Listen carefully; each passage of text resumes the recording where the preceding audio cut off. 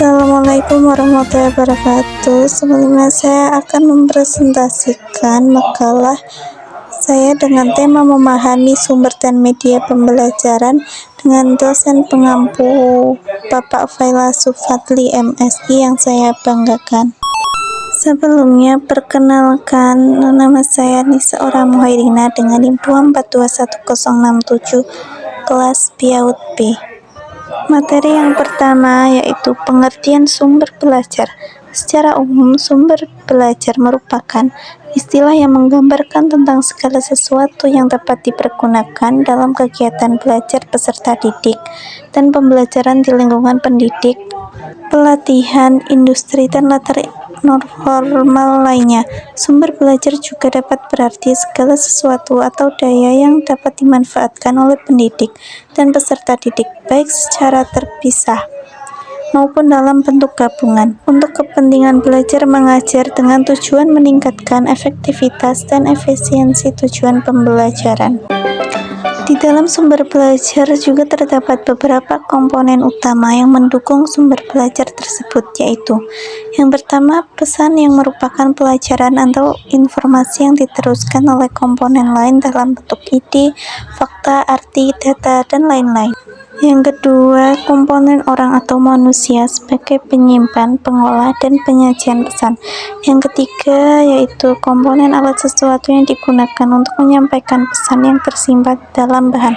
Dan yang terakhir, ada komponen teknik prosedur rutin atau acuan yang disiapkan untuk menggunakan bahan, peralatan, orang, dan lingkungan untuk menyampaikan pesan.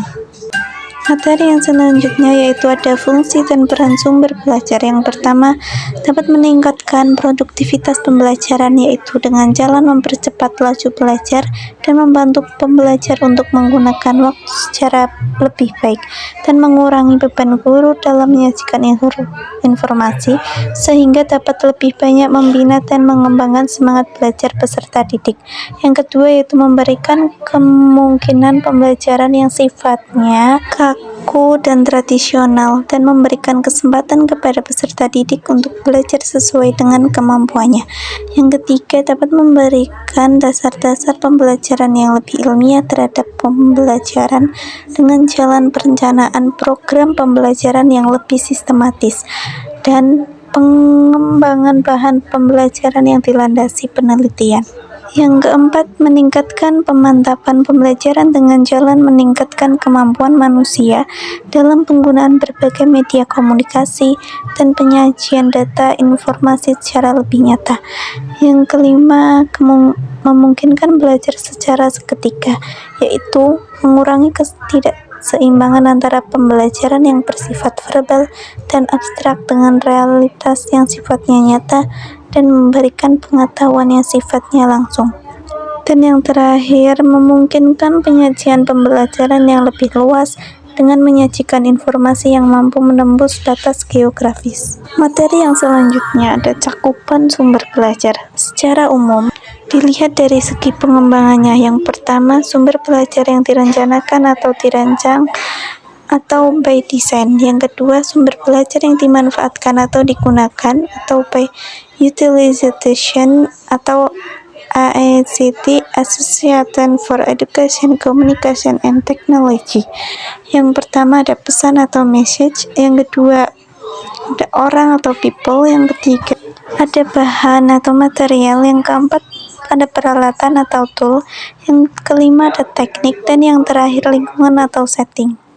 Materi yang selanjutnya ada kriteria pemilihan sumber dan media belajar.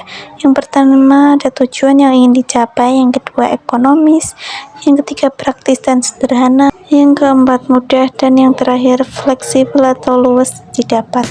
Yang selanjutnya ada contoh penerapan sumber belajar dan media belajar. Contoh dalam pendidikan Islam yaitu dengan diberikan atau diajarkannya materi tentang pelaksanaan haji, di mana pelaksanaan haji akan lebih mudah dipahami pelajarannya apabila disajikan dalam bentuk adaptasi atau animasi berupa film atau video.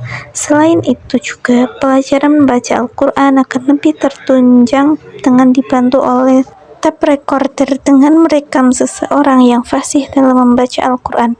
Selain itu, dengan pemanfaatan lingkungan bisa ditempuh menggunakan cara melakukan aktivitas menggunakan membawa peserta didik ke lingkungan, misalnya survei, karya wisata, berkemah, praktek di lapangan, dan sebagainya. Dan kesimpulannya adalah sumber belajar bagi anak usia dini bisa diambil dari berbagai macam sumber, karena semua sumber belajar yang ada bisa mengoptimalisasikan proses belajar mengajar, sehingga pembelajaran dapat menjadi efektif dan efisien.